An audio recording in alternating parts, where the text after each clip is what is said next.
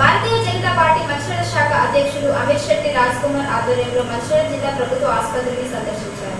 Bharatiya Janata party Mancherial శాఖ అధ్యక్షులు అమీర్ శెట్టి రాజ్ కుమార్ ఆధ్వర్యంలో మంచిర్యాల జిల్లా ప్రభుత్వ ఆసుపత్రిని సందర్శించారు. ఈ కార్యక్రమంలో భారతీయ జనతా పార్టీ నాయకులు పెద్దపల్లి పురుషోత్తం, కర్రె లచ్చన్న, రాకేష్ రేణువ, గంధె శ్రీధర్, బింగి ప్రవీణ్, బూర్ల చిరంజీవి, మేరడిగొండ శ్రీనివాస్, రెడ్డిమల్ల అశోక్, ఆడేపు కుమారస్వామి, గుండ రాజబాబు, బింగి సత్యనారాయణ, రవీందర్, పందిర్ల రాజేష్, సాయి, విష్ణు తదితర నాయకులు కార్యకర్తలు పాల్గొన్నారు.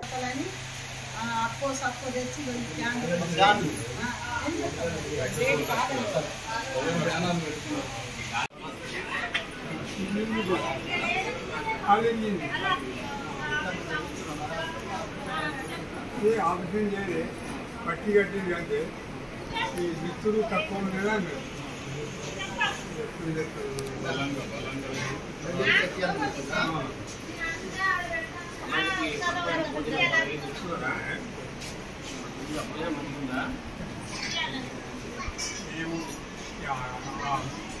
ఉండేది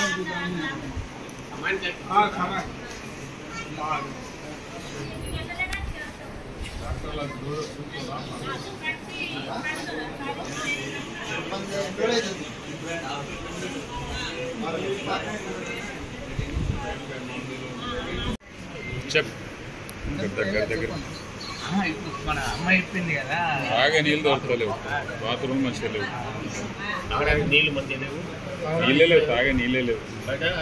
బాత్రూమ్ మంచిగా లేవు. నేను ఏంటంటే నాకన్నా ముందు ఉన్నారు కాబట్టి ఏంటంటే నేను అదే పప్పు మళ్ళీ మధ్యాహ్నం పొద్దునిచ్చిందే మళ్ళీ సాయంత్రం ఇస్తుంది. తాగడానికి వాటర్ లేవు, మెయిన్ సమస్య. బాత్రూమ్లు కరెక్ట్ లేవు. ఈరోజు భారతీయ జనతా పార్టీ ఆధ్వర్యంలో మంచిర్యాల ప్రభుత్వ ఆసుపత్రి సందర్శించడం జరిగింది. ఈ ఆసుపత్రికి మంచిర్యాల జిల్లా నుంచి వెళ్ళి నిరుపేద కుటుంబాలు ఈ ఆసుపత్రికి వస్తారు. ఇక్కడ చూసుకున్నట్టయితే డాక్టర్ల కొరత, మొత్తం హాస్పిటల్ మొత్తం డాక్టర్ల కొరత ఉంది.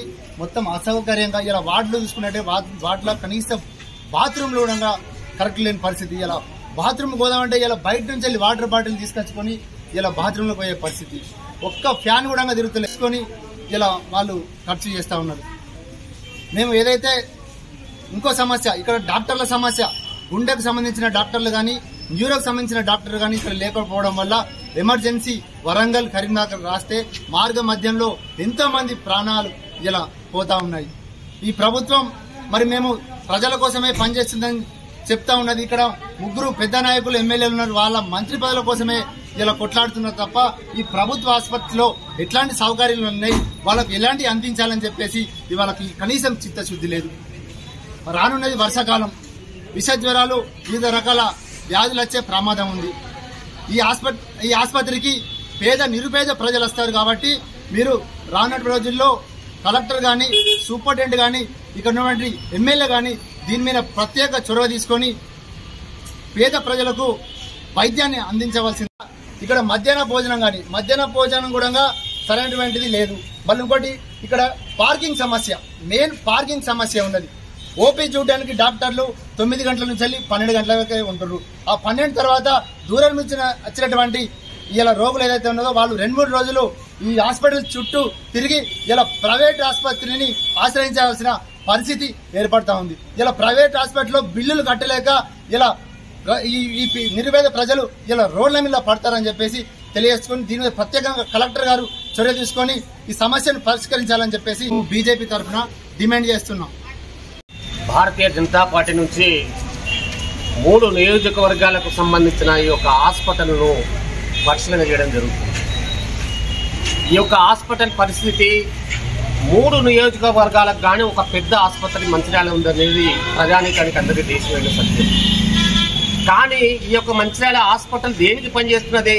ఆ యొక్క పేషెంట్ అక్కడికి రాగానే రెఫరెన్స్ చేయడం తప్ప దానికి సరైన డాక్టర్ లేక ఇక్కడ నుంచి కరీంనగర్ పోండి, ఇక్కడ నుంచి వరంగల్ పోండి, ఇక్కడ మా దగ్గర మందులు లేవు, సరైన సదుపాయం లేకుండా వాళ్ళు నానా అవస్థలు పడుతున్నారు ఈ యొక్క హాస్పిటల్కి వచ్చిన మనుషులంతా.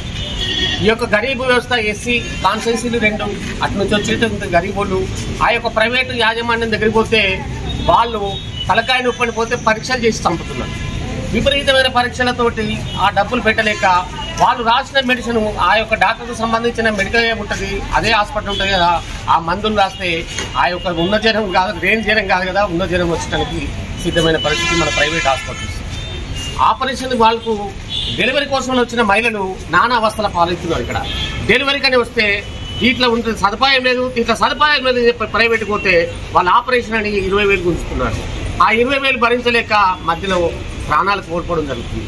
ఈ రెఫరెన్స్ చేస్తే కాలిరినా చెయ్యిరినా ప్రత్యేక సదుపాయం ఇక్కడ లేక మీరు కరీంనగర్కి వెళ్ళానని చెప్పడం జరుగుతుంది. ఇక్కడ సూపరింటెండెంట్ గారు కానీ ఎవరే కానివ్వండి, డిస్టిక్ ఎడ్యుకేటర్లో జిల్లా కలెక్టర్ గారు ఉన్నారు, డిఎంహెచ్ఓ ఉన్నారు. ఇక్కడ అందరు దానికి సంబంధించిన అధికారులందరూ కూడా ఈ యొక్క స్థానిక ఎమ్మెల్యేలు ఇక్కడే ఉన్నారు, మాజీ ఎమ్మెల్యేలు ఇక్కడే ఉన్నారు, ప్రజాప్రతినిధులంతా ఇక్కడ ఉండి కూడా ఈ యొక్క అవసర ఈ యొక్క భారతీయ జనతా పార్టీ చెప్తుంది. ఈరోజు మీరందరూ చూసేది ఈ హాస్పిటల్ సంగతి బట్టి కొత్తగా కట్టిన భవనాలను చూస్తున్నారు, భవనాలు కొత్తగా కట్టిస్తున్నారు. సరే భవనాలు బాగున్నాయని చూస్తున్నారు, కానీ దీంట్లో డాక్టర్లు ఉన్నారా లేరా, మరి డాక్టర్లు సదుపాయం సరైన పద్ధతిలో చేస్తున్నారా లేదా, మెడిసిన్ కొరత ఉంది, కరెంటు లేదు పరిస్థితి ఇక్కడ హాస్పిటల్లో, వాళ్ళకి పవర్ లేదు. బాత్రూంలకు పోయి చూస్తే బాత్రూములు ఏ ఒక్క బాత్రూమ్ పనిచేయట్లేదు. మరి బాత్రూమ్లు క్లీన్ చేసే సిబ్బంది ఏమైనా చేస్తున్నారా, వాళ్ళని ఇళ్లలో వాడుకుంటున్నారా, మరి వాళ్ళు ఇక్కడ పనిచేస్తున్నారా లేదా, ఈ సూపరింటెండెంట్ గారు ఒకసారి వాళ్ళని గురించి గమనించాల్సిన బాధ్యత ఉన్నది. హాస్పిటల్ రోగం లేని రోగం ఇక్కడికి వచ్చి ఆ రోగాన్ని ఉన్నది అని చెప్పి ఈ పేషెంట్ వస్తే లేని రోగం జరిగే పరిస్థితి ఆ యొక్క బాత్రూమ్లను చూస్తే, ఆ యొక్క నీట్నెస్ చూస్తే చెత్త చెదరం పెట్టినట్టు అన్ని పనికిరాని వస్తువులను దాంట్లో పెట్టించారు. అదే ఆ బెడ్ వాడి బెడ్లుగా ఖరాబ్ అయిన బెడ్లు ఇరిగిపోయిన బెడ్లను పెట్టింది తప్ప ఆ బెడ్ల దగ్గర ఆ దోమలతోటి బిస్కెట్ ప్రజాజనకం ప్రైవేట్ నుంచి మా వాళ్ళు ఫ్యాన్లు లేని పరిస్థితి, వాళ్ళు బయట నుంచి ఫ్యాన్లు తెచ్చుకుంటున్నారు, బయట నుంచి నీళ్లు కొనుక్కొచ్చుకుని తాగుతున్నారు. కనీసం నీళ్లు గోదావరి దగ్గర ఉంది, అందుబాటులో ఉంది, నీరు సరఫరా లేని పరిస్థితి మనం ఈ దుర్భర పరిస్థితి హాస్పిటల్లో కనపడుతుంది. ఇటువంటి దుర్భర పరిస్థితిని ఇక్కడ ఉన్న ఎమ్మెల్యేలే కానివ్వండి, ఇక్కడ ఉన్న ప్రభుత్వ అధికారులే కానివ్వండి, కలెక్టరే కానివ్వండి, డిహెచ్ఓ కానివ్వండి, ఇమ్మీడియట్ గా దీన్ని స్పందించి వాళ్ళు దీన్ని సరైన పద్ధతులు చేయకపోతే రాబో భవిష్యత్తులో భారతీయ జనతా పార్టీ నుంచి పెద్ద ఆందోళన చేపట్టడం జరుగుతుందని చెప్పి హెచ్చరిస్తున్నారు.